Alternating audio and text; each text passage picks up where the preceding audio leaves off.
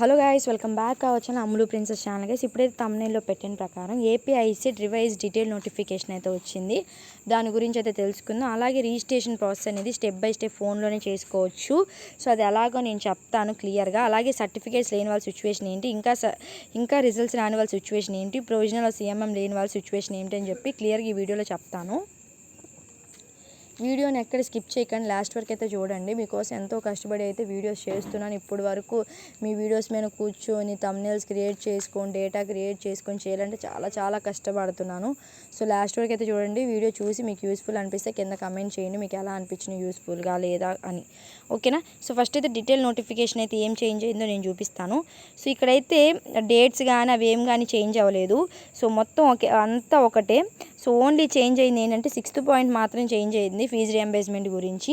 So fee రియంబర్స్మెంట్లో ఈ 6th పాయింట్లో ఏం చేంజ్ అయిందంటే, ఇక ద గవర్నమెంట్ ఆఫ్ జీవో అని ఉందా, అక్కడ నెంబర్ అనేది మాత్రమే చేంజ్ అయింది. 77 అని వేశారు. జీవో గవర్నమెంట్ ఆర్డర్ మెమోరాండం అనేది 77 కింద వేశారు. ఇంతకుముందు వేరే నెంబర్ ఉండే, ఏదో 24 22 ఉండే. ఇప్పుడు 77కి జీవో అయితే చేంజ్ చేశారు. సో ఆ జీవో ఏం లేదు, సేమ్ ఇంతకు ముందున్న జీవోనే ఉంది. ఓన్లీ నెంబర్ మాత్రమే చేంజ్ చేశారు. ఫీజు రియంబర్స్మెంట్ అనేది గవర్నమెంట్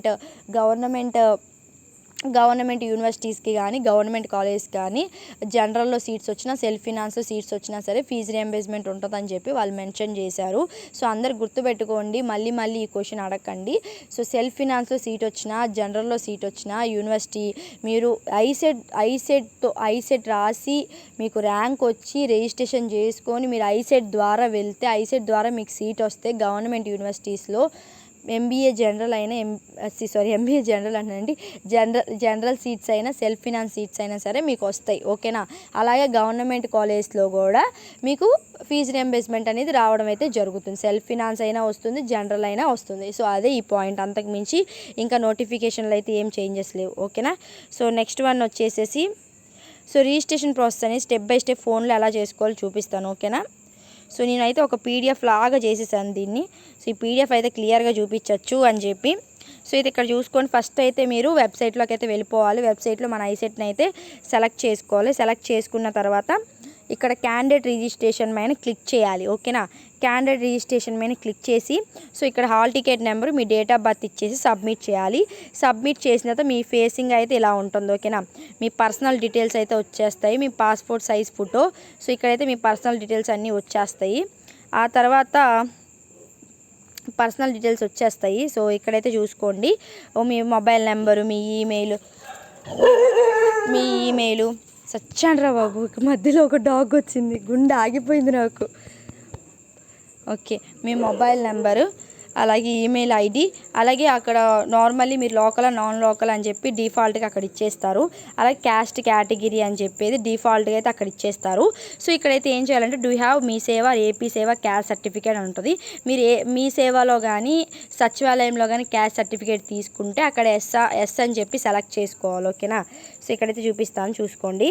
సో మీరు క్యాస్ట్ సర్టిఫికేట్ అనేది మీ సేవలో ఉందా, లేదంటే మీ సేవలో తీసుకున్న సచివాలయంలో తీసుకున్నారా అని చెప్పి ఉంటుంది. అక్కడ ఎస్ అని చెప్పి మీరు మీ సేవలో కానీ సచివాలయంలో కానీ తీసుకుంటే ఎస్ అని పెట్టండి. సో ఇఫ్ ఇన్ కేస్ మీరు మీ సేవలో కానీ సచివాలయంలో కానీ తీసుకోకపోతే నో అని పెట్టండి. ఓకేనా? సో అది క్యాస్ట్ సర్టిఫికేట్ ఇష్యూడ్ బై, ఇక్కడ ఎక్కడి నుంచి ఇష్యూ చేశారో ఎక్కడి నుంచి ఇష్యూ చేసి సెలెక్ట్ చేసుకోండి. మీ సేవ నుంచా ఏపీ సేవ నుంచా అని చెప్పి. ఓకేనా? సో అక్కడ తర్వాత స్పెషల్ కేటగిరీస్ మీరు పీడబ్ల్యూడియా, ఎన్సీసీఆ, స్పోర్ట్సా, గేమ్ అని ఉంటాయి. అవన్నీ డిఫాల్ట్గా అయితే వచ్చేస్తాయి. మీరు చేంజ్ చేసుకోవాలి అంటే ఎప్పుడు చేంజ్ చేసుకోవాలి నేను చూపిస్తాను. ఓకేనా? సో ఇక్కడైతే చూసుకోండి, ఇఫ్ ఇన్ కేసు మీరు ఎస్ అని పెడితే అలా వస్తుంది. ఇప్పుడు నో అని పెట్టారు అనుకో, క్యాస్ట్ సర్టిఫికేట్ నో అని పెడితే మీరు మీ సేవలో తీసుకోలేదు, సచివాలయంలో క్యాస్ట్ సర్టిఫికేట్ తీసుకోలేదు, ఎక్కడో తీసుకున్నారు. సో ఎక్కడో తీసుకున్నారు కాబట్టి అక్కడ క్యాస్ట్ సర్టిఫికేట్ అనేది అప్లోడ్ చేయాలి. ఓకేనా? క్యాస్ట్ సర్టిఫికేట్ అనేది అక్కడ అప్లోడ్ చేయాలి. ఓకేనా? సో ఇది ఓవరాల్గా ఇది. సో మీరు మీ సేవలో కానీ ఏపీ సేవలో కానీ తీసుకుంటే ఎస్ అని మెన్షన్ చేయాలి. ఎస్ అని మెన్షన్ చేసినప్పుడు మీకు ఓన్లీ క్యాస్ట్ సర్టిఫికేట్ నెంబర్ మాత్రమే అడుగుతుంది. మీరు మీ సేవలో కానీ సచివాలయంలో కూడా తీసుకోకపోతే నో అని మెన్షన్ చేసి మీరు ఆ సర్టిఫికేట్ని అప్లోడ్ చేయాలి. ఓకేనా? సో ఫీజు రియంబర్స్మెంట్ అనేది కొంతమందికి నో వస్తుంది, కొంతమందికి ఎస్ వస్తుంది. ఈ ఇష్యూ గురించి అయితే నేను రేపైతే మీకు ఎక్స్ప్లెనేషన్ అయితే ఇస్తాను. సో ఇది. సో సో అలాగే మీ హాల్ టికెట్ నెంబరు, మీ పర్సంటేజు, అలాగే మీ కన్సల్టేషన్ మార్క్స్ మేము, మీ దగ్గర పీసీ ఉంటే పీసీ, లేదు అనుకుంటే సిఎంఎం అంటే సిఎంఎం. సో ఇదైతే అప్లోడ్ చేయాలి. ఓకేనా. సో ఈ 2 లేని వాళ్ళకి లాస్ట్లో అయితే వీడియో లాస్ట్లో అయితే చెప్తాను ఏం చేయాలో. సో ఇది అలాగే. సో ఇక్కడ ఓవరాల్గా మీరు మొత్తం ఇచ్చేసిన తర్వాత do you want to make any changes above information అన్నప్పుడు మీరు ఎస్ అయితే క్లిక్ చేయండి. ఓకేనా. ఎస్ అని క్లిక్ చేసి వెరిఫై అండ్ సబ్మిట్ క్లిక్ చేయగానే మీకు ఫేసింగ్ అయితే ఇలా వస్తుంది. మళ్ళీ పర్సనల్ డీటెయిల్స్ అన్నీ ఓపెన్ అవుతాయి. సో ఇక్కడ ఏమైనా మీకు చేంజ్ చేసుకోవాలనుకుంటే వాళ్ళు బ్లాక్ కలర్లో ఇచ్చేసిందని డిఫాల్ట్గా వచ్చినాయి. ఓన్లీ వైట్ కలర్లో మీ నేమ్ కానీ, మీ క్యాండిడేట్ నేమ్ కానీ, ఫాదర్ నేమ్ కానీ, జెండర్ కానీ చేంజ్ చేసుకోవాలనుకుంటే చేంజ్ చేసుకోవచ్చు. ఓకేనా. సో అది అలాగే మీ మెయిల్ కానీ అవన్నీ చేంజ్ చేసుకోవచ్చు. ఇక్కడ పర్సనల్ విత్ డిజాబిలిటీ, మీరు పర్సనాలిటీ విత్ డిజాబిలిటీ మీకు పీడబ్ల్యూడి అని ఉందనుకోండి, ఎస్ అని పెట్టండి. ఎస్ అని పెట్టగానే మీ సర్టిఫికేట్ అప్లోడ్ చేయమంటుంది, అప్లోడ్ చేయండి. ఎన్సీసీ మీకు ఉందనుకో, ఎస్ అని పెట్టి మీ ఎస్ అని పెట్టండి. ఎస్ అని పెట్టగానే మీ సర్టిఫికేట్ అప్లోడ్ చేయమంటుంది, చేసేసేయండి. స్పోర్ట్స్ ఉంటే అది ఎస్ అని పెట్టి సర్టిఫికేట్ అప్లోడ్ చేయండి.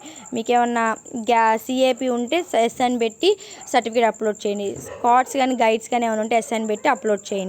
ఓకేనా. సో అది. సో ఇక్కడైతే మీకు ఏమైనా చేంజెస్ ఉంటే ఇక్కడ చేసుకోవచ్చు. ఓకేనా. మీకు కాలేజ్ నేమ్ కానీ, అదర్ స్టేట్స్ కానీ, సో దానికి రిలేటెడ్గా ఏమైనా ఉంటే కానీ చేంజ్ చేసుకోవచ్చు. క్లిక్ చేశారనుకోండి, ఇక్కడ మీరు అప్లోడ్ సర్టిఫికేట్ అని కూడా అప్లోడ్ చేయొచ్చు. ఓకేనా. దానికి రిలేటెడ్ ఏమైనా చేంజెస్ ఉంటే కానీ అక్కడ సర్టిఫికేట్ని అప్లోడ్ చేయొచ్చు.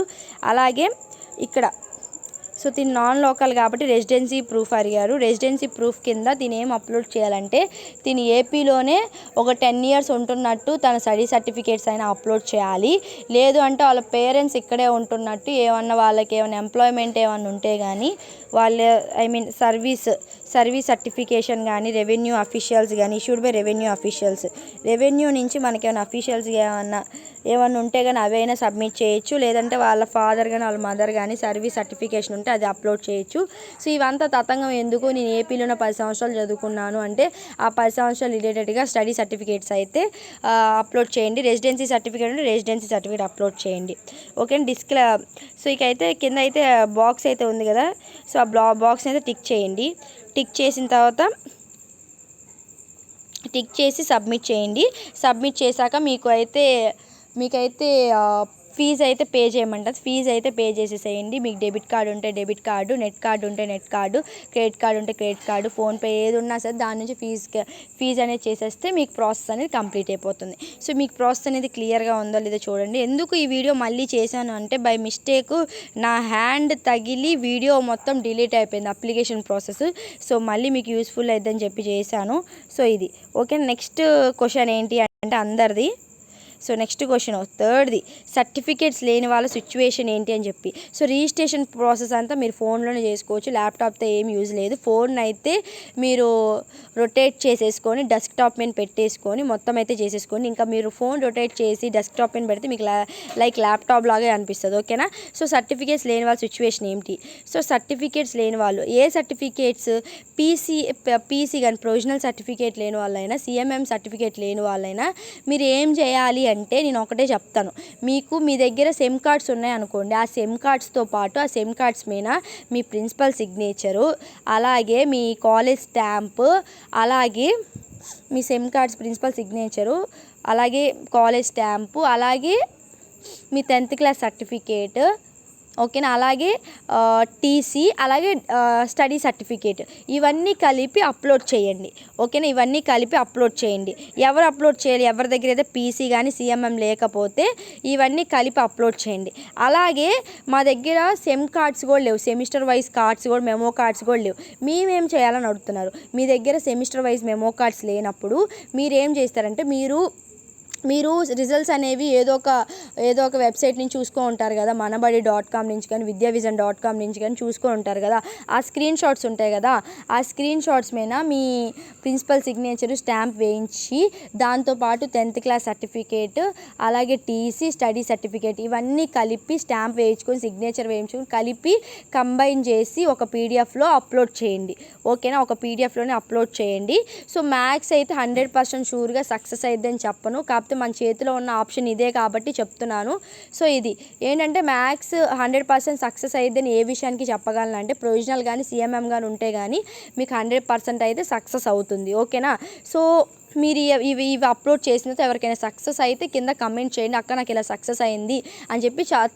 తర్వాత వేరే వాళ్ళకి కూడా యూస్ఫుల్ అవుతుంది కదా, మీకు ఇలా వచ్చింది సక్సెస్ అయిందని చెప్పి వాళ్ళు కూడా సో రీఅప్లోడ్లో ఈ ఆప్షన్ అయితే క్లిక్ చేసుకొని రీఅప్లోడ్ అయితే చేస్తారు. ఓకేనా. సో సర్టిఫికేట్స్ లేని వాళ్ళ సిచ్యువేషన్ ఏంటో నేను చెప్పాను. ఓకేనా. మీ దగ్గర ఏదైతే ఉంటాయో సెమ్ వైజ్ మెమో కార్డ్స్ ఉన్నా లేదా మీ సెమిస్టర్ వైజ్ స్క్రీన్ షాట్స్ ఉన్నా సరే ఆ స్క్రీన్ షాట్స్ ఆ సెమ్ వైజ్ మెమో కార్డ్స్ ఓకేనా, వాటితో పాటు మీ దగ్గర ఉన్న TC study certificate 10th class certificates అన్నిటి మీద ప్రిన్సిపల్ సిగ్నేచర్ స్టాంప్ వేయించుకొని ఒక పీడిఎఫ్ లాగా చేసి వాళ్ళు అడిగిన ఎంబీఓ కేబీఓ దాంట్లో అయితే చేసుకొని అప్లోడ్ అయితే చేయండి. ఓకేనా. సో అసలు రిజల్ట్స్ రాని వాళ్ళ సిచ్యువేషన్ ఏంటి, ఈ కౌన్సిలింగ్కి వెళ్ళలేమా అంటే రిజల్ట్స్ రాలేదు కాబట్టి నా చేతిలో యాప్స్ వాళ్ళ చేతిలో ఏమి లేదు. సో 90% అయితే అందరికీ రిజల్ట్స్ వచ్చింది కాబట్టి వాళ్ళు స్టార్ట్ చేశారు. సో ఇది సో రిజల్ట్స్ రాని వాళ్ళందరూ అయితే సెకండ్ కౌన్సిలింగ్కి వెళ్ళాలి. మ్యాథ్స్ అయితే సెకండ్ కౌన్సిలింగ్ లోపు అయితే రిజల్ట్స్ వచ్చేస్తాయి, మీ సర్టిఫికేట్స్ కూడా వచ్చేస్తాయి. ఇది సో ఓవరాల్గా అయితే డేటా మీకు అర్థమైంది అనుకుంటున్నాను. సో మీకు అర్థం కాకపోతే కింద కమెంట్ చేయండి. వీడియో అనేది ఎప్పుడైనా లాస్ట్ వరకు చూస్తే నాకు క్లారిటీ వస్తుంది. So thank you for watching. Signing off Ammulu princess. ఎవరైనా ఛానల్ కొత్తగా విజిట్ చేస్తే కానీ సో ఇప్పుడే బెల్ ఐకాన్ని కొట్టేయండి, సబ్స్క్రైబ్ చేయండి. ఎందుకంటే ఫర్దర్గా ఏమేమి వీడియోస్ వస్తాయో అన్నీ మన ఛానల్ అయితే చూడొచ్చు. మీరు కాలేజ్కి వెళ్ళే వరకు అయితే నా బాధ్యత. ఓకేనా. మీరు కాలేజ్కి వెళ్ళే వరకు జాయిన్ అయిన తర్వాత కూడా మీకు చాలా డౌట్స్ వస్తాయి. అవన్నీ క్లారిఫై అవ్వాలంటే మన ఛానల్ సబ్స్క్రైబ్ చేసుకొని మీరు కాలేజ్కి వెళ్ళే వరకు నా బాధ్యత. సో ఏమేమి ఫీజు పే చేయాలి స్టార్టింగ్లో ఏంటి అని చెప్పి ఖచ్చితంగా అయితే నేను ఛానల్ అయితే అప్డేట్ చేస్తాను. Thank you for watching. మీకోసం ఎంత కష్టపడి వీడియోస్ చేస్తున్నందుకు నా వర్క్ని పక్కన పెట్టుకొని మీకోసం వీడియోస్ చేస్తున్నాను. చాలా నేను ఆఫీస్కి వెళ్ళి అలిసిపోయి వస్తాను, అయినా కూడా మీకు వీడియోస్ అనేది చేస్తున్నాను. సో దీని గురించి మీరు ఒక లైక్ చేసి సబ్స్క్రైబ్ చేసి నాకు కూడా చాలా హ్యాపీ అనిపిస్తుంది. Thank you for watching. Signing off Ammulu princess.